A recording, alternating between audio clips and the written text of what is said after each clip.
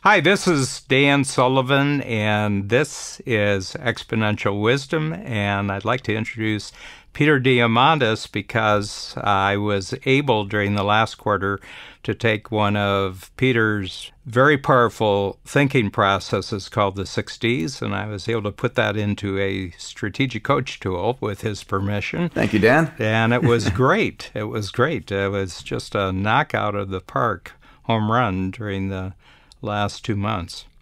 Dan, it's a pleasure to see the 6Ds get additional traction in yet a new dimension. And I really want to hear about people's reaction to how you've used it. Let me maybe start with a little bit of background of where the 6Ds came from. It was actually the very first Abundance 360 program that you were at, along with about 25 other people at Singularity University. I was getting ready for it, and I was thinking about the dematerialization of products and services, which I had written about originally in Abundance. And I said, actually digitizing things is the first step towards dematerialization. And when you digitize something, it enters a period of deceptive growth. And digitization, of course, is ones and zeros. It's turning a handwritten page into ASCII that can be represented in hexadecimal or in binary with ones and zeros. And then when you digitize something, whether it's manufacturing, finance, biology, medicine, all those things, the impact of that begins very slow and deceptively. And I talk about the Kodak camera. The first Kodak camera was 0.01 megapixels. Next year is 0.02, 0.04, 0.08. It all looks like zero. In the beginning, it's all very flat. And then all of a sudden, one day, 10 doublings later, it's 1,000, 20 doublings, it's 1,000,000, 30 doublings, it's 1,000,000,000 times bigger. At the knee of the curve, it breaks onto the scene as is disruptive. And when it disrupts things, it dematerializes products and services, it demonetizes products and services, and it democratizes. When things become bits, when a digital phone or a video camera becomes bits, they are cheap because the cost of replicating bits is near zero. The cost of transmitting bits is near zero. So I can send you a digital camera for zero cost on an iPhone. Then they democratize so that you can have these available on 1 billion handsets produced every year around the world. So that was the original. And I talk with CEOs all the time about how you do 6Ds to your products and how you do it to your services. But you've taken it a slightly different direction. Yeah, well, the big thing is that I'm dealing just with entrepreneurial owners of companies, 60 different industries from all over the world. And my central focus is not so much on the company, it's on the individual who is usually the founding entrepreneur, but it's the head entrepreneur, the decision maker in the firm. And I said, before a company will really make breakthroughs as an organization, the entrepreneur himself or herself has to make a conceptual breakthrough, and especially as it relates to technology, that they are really comfortable with their own progress and getting better with technology, literally becoming digitally confident. And that's the name of the exercise that I actually came up with. But what I did is I started off with your 6Ds concept, and you're talking really macro, and I'm talking micro. So what I've done is I've kind of miniaturized the 6D by making it a really small tool, but it's a tool that everybody can use. And we just have a mindset scorecard of where you are with the 6Ds that Peter talks about. Where are you with digitizing things? Where are you with the willingness to go through a deceptive period where you're making investments in digital technology, but you don't necessarily have any productive or profitable measurements yet that this is really paying off? You've gone through long periods like this, Peter, and you know what it's like. Absolutely. It's one thing for your invention to be deceptive to the world. It's another thing to have its value deceptive to yourself because you're not sure it's going to work out. And then where are you with actually introducing new capabilities that may very well disrupt the way that you run your business, disrupt the way you've put your organization together, and then disrupt how you operate in the marketplace? And then being really eager about the dematerialization of what you're doing. It's not going to take up as much space. You're going to replace atoms with bits. And then the demonetize, are you willing to actually offer what you have in the marketplace for far less than you have in the past? And are you willing to go through that? And then the sixth one, are you willing to go farther afield and be impacting on many more people than you originally thought of that your business was doing it? So I try to bring it down to ordinary day-by-day discussion. Would you be willing to think this way? Would you be willing to change your habits in this way? Would you be willing to reorganize your organization around that? And then once we've done that, then I just take them through a little exercise. Well, what are 3 digital capabilities that they've already become normal to you and you're already utilizing them? What are 3 that you're now in the process of acquiring? And it could be like an app. It doesn't have to be a huge thing. You're just going to take a new app. You're going to introduce some new aspect of digital technology into your organization. The big thing for me, just as an example, is switching to the Zoom platform for an enormous amount of my communication now. I do so much more communication where I used to write things. I used to spend hours by myself thinking through something where I'll just go on the Zoom platform with another person, might be 1,000 miles away, and we just talk it through for 15 or 20 minutes. Like we're doing right now. Like we're doing right now on the Zoom platform from RainCentral. Then the big thing is, what have you heard about on the horizon, that kind of takes your interest as far as technology? So you write 3 things down in each of the columns, and then you say, okay, bottom line, what are 3 tangible measurements of progress are you going to make that's going to give you greater digital confidence? And I did this with over 500 entrepreneurs, and it was gangbusters. It was gangbusters. I should say this, and I'm not letting the cat out of the bag here, but I have a significant amount of ADD in my client base. I resemble that remark. I'm sorry, what did you say, Peter? There's a squirrel. Did you know there's a squirrel right behind? Let's talk about spaceships, okay? Yeah. To hear all this technology news coming in and people say, well, you've got to do this and you've got to do that. If you don't switch over to this system in a year, you're going to be toast and everything else. And it's very, very distracting to them. It's very disorienting to them. And I just wanted to introduce a tool.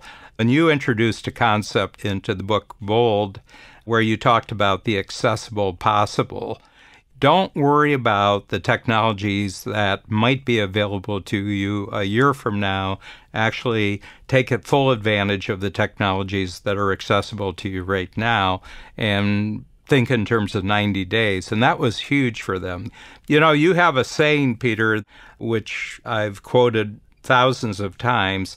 Everybody thinks creativity is thinking outside of the box. Actually, creativity is thinking in a smaller box. Yeah. What I do is I create smaller boxes that allow them to feel confident and focused in 3 specific areas of improvement, and then they get to talk to everybody during the course of the day about what each of them is doing, and they make notes. But I've just taken something that could isolate them, have them feeling very, very nervous, but they wouldn't talk about it. And I had them talk about their progress with technology now as a unified conversation inside of Strategic Coach.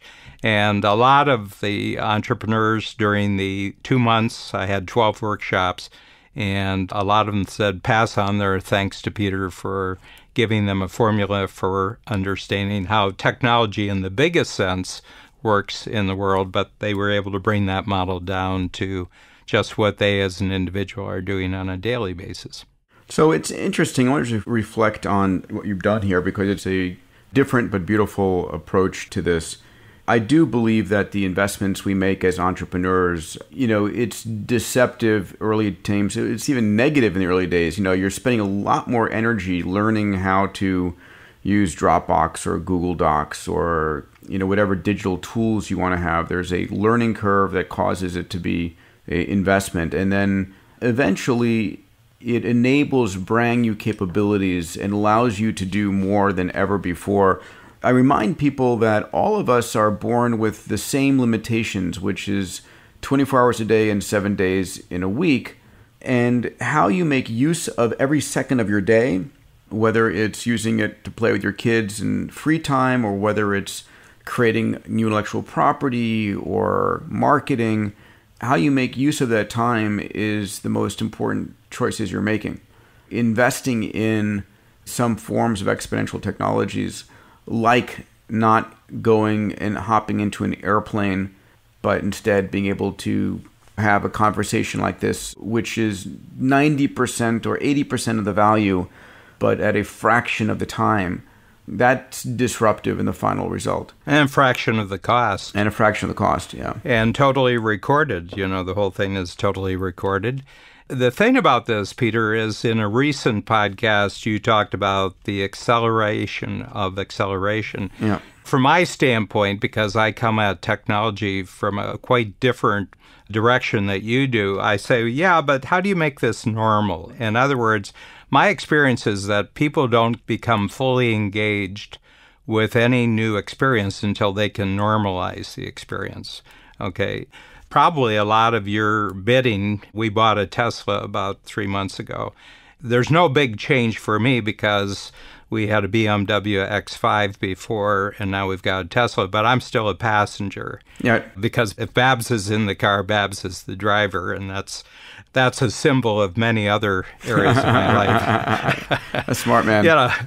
But people are saying, Jay, isn't it the most exciting thing that you've ever had? And I said, well, it's really neat. It's got, any number of superior qualities to any other car ride I've had.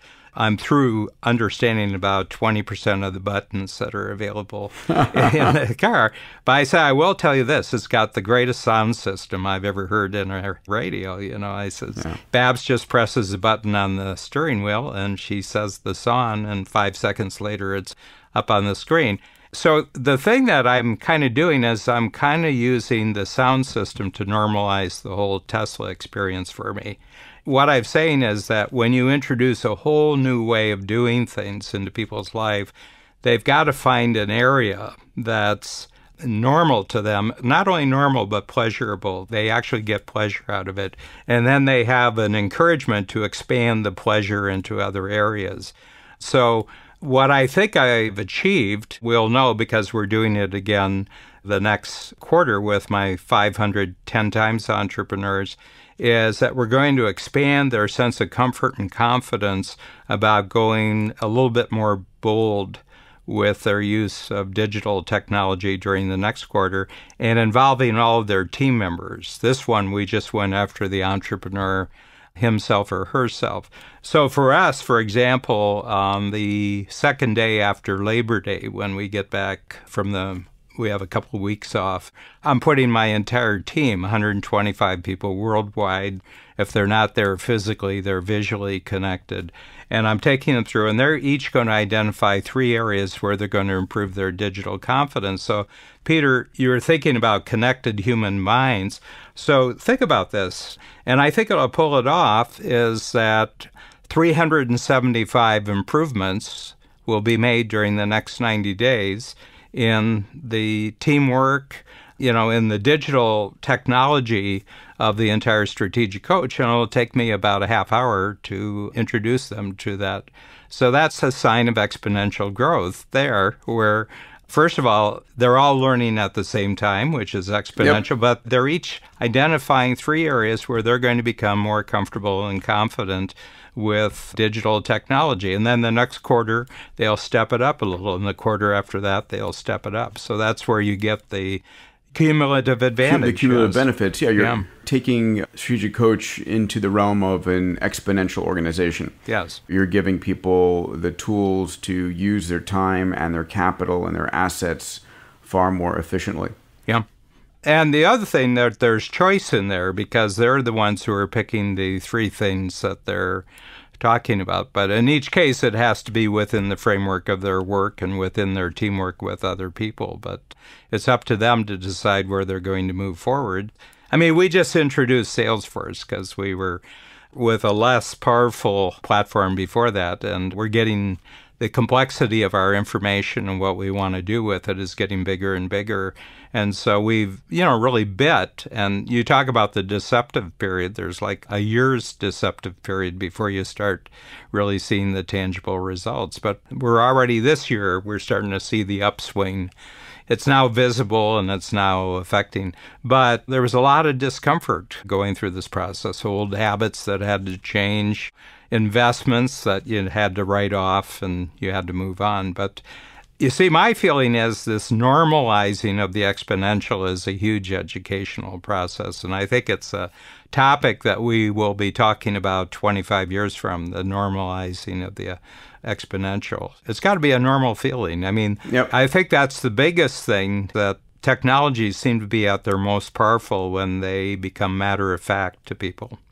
I agree with you. And what happens, obviously, is we establish a rate and a pace of change, or a pace of wealth creation, or a pace of interaction, or a pace of knowledge we have. And we all love as humans to make progress. So we are forcing ourselves to, okay, this is new baseline. How do I get better than this? None of us are going to add any more hours in the day, at least not without health consequences of sleeping less. And no one's going to increase the number of neurons in your brain, the number of synaptic connections.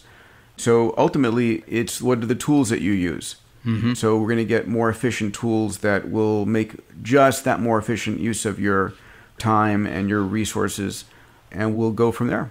Can I ask you a question? I mean, you Yeah. went through the exercise in the coach workshop, but if you look back over the past year, where have you become more digitally confident on a personal level, where you're using something now or putting together different tools in a way that is much smoother, it's much easier, it's faster, better? Yeah, I mean, I think it's, for me, it's tools. My team that runs Abundance 360, my PhD Ventures team, is to a large degree paperless, and we're focused on Dropbox and Google Docs and Slack. And it's also a distributed team. A few people office with me here at XPRIZE, but most of the team, 10 of them, are in LA, but work from home or work from the road, or whatever the case might be. So we're completely virtualized to that degree.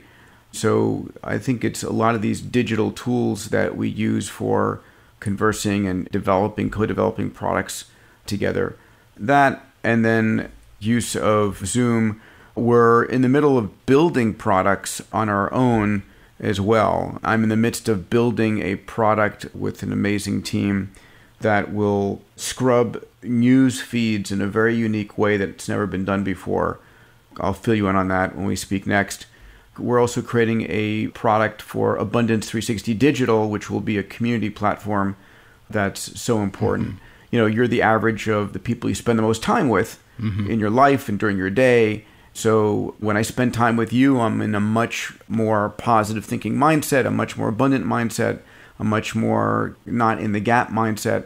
So you can shift your psychology by, as Tony says, movement. You can shift your psychology with drugs. You can shift your psychology by the people you hang out with. Mm-hmm. So really creating community platforms that enable you to hang out with people that share the mindset you want. Wouldn't it be cool if you actually had a platform? This is an idea that I need to develop with my team. So Marissa, you can take note.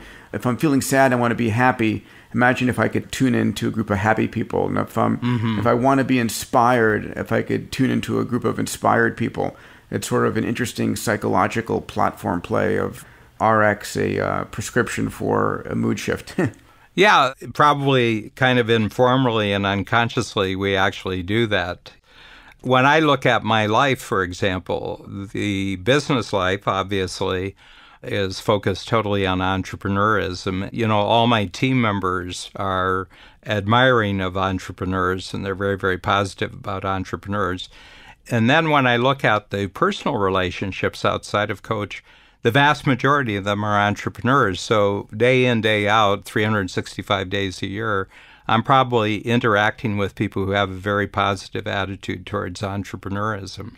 But then I'll go home for family reunions, and I'll be in a room with 35 people, and entrepreneurs are strange creatures, starting with their relative who just came down from Toronto, and everything like that. Yes. I have an ability to go into other people's worlds, and I'll sit there and I'll talk to them about their world. But I have 5 siblings, and not one of them has ever asked me a question about what I do for a living. That's fascinating. Yeah, it is. Yeah, I know what they do. They know nothing. Maybe they're listening to your podcasts. No, I'll tell you, the second generation down. So It's at the level of grandnieces and grandnephews. They know the pods. They've downloaded the videos. You know, they're all in their 20s and 30s, and they're very, very interested. But my own level, you know, the prophet is never honored in his own land, you know. But that's the way of the world. The world works that way. I mean, you hang out with innovators all the time, and then sometime you're going to be in a room where nobody even knows how to spell the word, and you'd find it shocking. Well, pal, I love the 60s and your readaptation of it for entrepreneurs. And I think that in order for us to make more efficient use of our day, for us to create more wealth in our lives, for us to create more of the things that we desire, we're not going to create more time. So it's how we use that time in a much more efficient and much more leveraged and much more impactful fashion that's going to allow us to do more. Yep. So this is all about the new tools, the new digital tools that you use. Mm-hmm. And so creating digital confidence and digital experimentation and all of these things, I agree with you, is a very important thing for entrepreneurs to do. Yeah. And you know what a sucker I am for a new thinking tool. So when I saw yours, I was hooked. A real pleasure, my friend. I'll see you next time. Thank you, Peter. Take care, Dan.